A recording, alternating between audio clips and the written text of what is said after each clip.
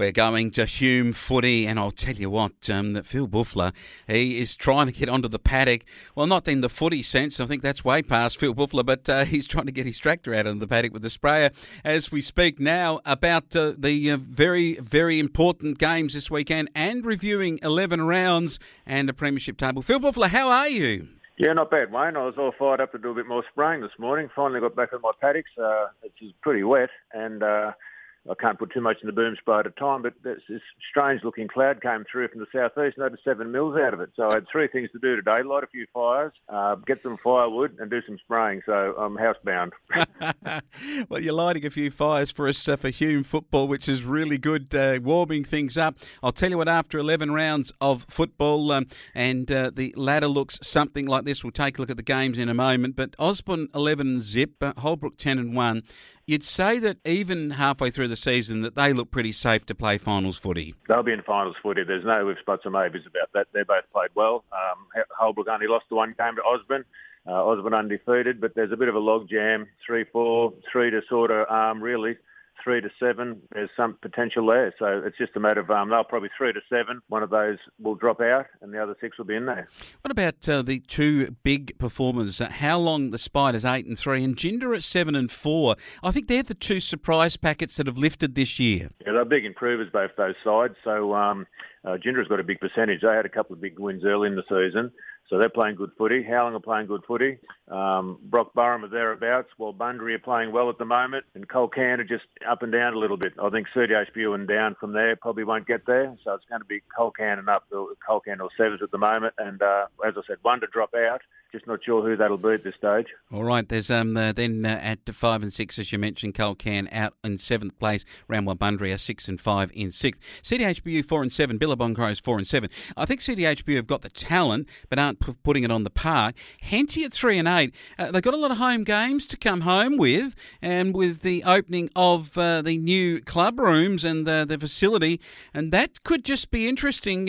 Tell us a little bit about the president and how excited he's going to be. No, they're pretty up and about at Henty. They had a big opening during the week. I unfortunately couldn't get across. I had the prior engagement, so but they had the opening. There's been a lot of media about it. Nathan Scholes was saying got their first home game there this weekend, and that'll be great. So it's a huge place, looks fantastic, and it's just great to see the development happening in the Hume League. Oh, $1 million of magnificent facilities. I think the girls change facilities and the kitchens and the beautiful lighting areas for the auditorium. There'll be some massive nights there, and of course Henty getting prepared for the big field days back in the 22nd of September for that week. Let's go to last week's matches then and see how we got to this situation. Henty were in round 11 up against Jinder, lost it by plenty, 14-15 to 3-6. Were you surprised at how much Henty went down by, given the importance of the game and their finals aspirations? Oh, yes and no. Jinder are a good side. They're playing pretty good football now. The last few weeks they've strung a couple of good wins together, and they're playing very good football. Henty would be disappointed. Obviously, that was an away game for them. So, I think Jinder are just too good. They're a good side, Jinder. They are, with Oliver and Collins both putting 3, and Mitchell Lawrence in some pretty good form. Gabriel Kennedy on the song was good, and it was a tough ask after that. They just couldn't get the ball forward to get enough score on the board for their champion forward there. But having a look at other matches, the Crows went down to Wanwabundry Walla 11-14 to 6-6. But I reckon that the Crows put in a reasonable effort there. They weren't blown away absolutely completely, and they did try hard. A reasonable effort from them. Yeah, I went down to that game, went down to the Arena game to have a bit of a look around down there. So Randall Bundry played well. Young Waters is a good player. They're far side. They're pretty far side, Randall Bundry Wallace. So they're playing good footy. But once again, like the score, there's 5 or 6 goals difference in the score, but it wasn't reflected in the game, Wayne. The Crows played well, battled well all day. Nick Morris played well. And they're a pretty good side. It's like a lot of these people, they just probably lacking 2 or 3 key players, and that's the only difference. The Lieshke boys, Blake and Brian, were at it again, as was Harry Kreuzenberger. And the Wardius just does the damage every day. He goes out there with another 3 for a very good season from him up forward on this occasion. So having a look now at the other matches, and there was some very good football being played by Culcan. It's 15-11 to Lockhart Lockhart 6-5. But Lockhart's score there, I think, a real credit to them. They are certainly getting better each week. Yeah, they've done a few players with injuries and that sort of thing. So, there's a few fellows playing on the bench and in the forward pocket type thing in the first who, it's not a knock on them, but they probably don't want to be there either, to be truthful about it all. So I think that was quite a good game. So I think Colcan just blew them away in the last sort of third of the game sort of thing. But they played well. But Colcan, good win. Colcan, if they want to get in the finals, they've got to keep winning. Yeah, three-quarter time, they were only 5 goals out of it. So it was just a 5-goal to zip last quarter that made the difference to Colcan's scoreline. And I don't think Colcan are playing well enough to be that 6th place side. But time will tell. CDHBU aren't playing well enough, that's for sure. At home, they got nailed by Howlong. It was the big season definer. Howlong 13-11 to 11-5 to the Power. And it looks like the boys from Corrine are now going to struggle for finals. Yeah, the Power really needed to win that game. I think they were in front of for a while for a reasonable amount of that game, but Howlong showed a bit of class. They're a very good side, big improvers, and they just proved a little bit too strong. So that was a good win to Howlong. It was, because they got going. Dylan Cook got going, and Ben Baker and Brunnemeyer was very good too up forward. And as a result, they had that third quarter where they kicked 5 goals to nothing, and that really turned the match after the CDHBU led it by a couple of goals at half time. What about the Murray Magpies? Kicked 6 goals, which I thought was credible. Osborne kicked 28. Now, I've talked about the purring machine, and the purring machine has goal kicking that goes all the way down the list. This was an absolute fest for the Osborne side, but not one player in 28 goals kicked more than 4 goals for the afternoon. What an incredible score sheet that is. That's one of their strengths, Osborne. They've got so many avenues to goal, so if you shut down one fellow, there's another bloke there to take his spot. So they just keep bobbing up. There's consistent people kicking 2 and 3 goals every game, which you need to do across the board, Wayne. So that's what makes them so hard to stop.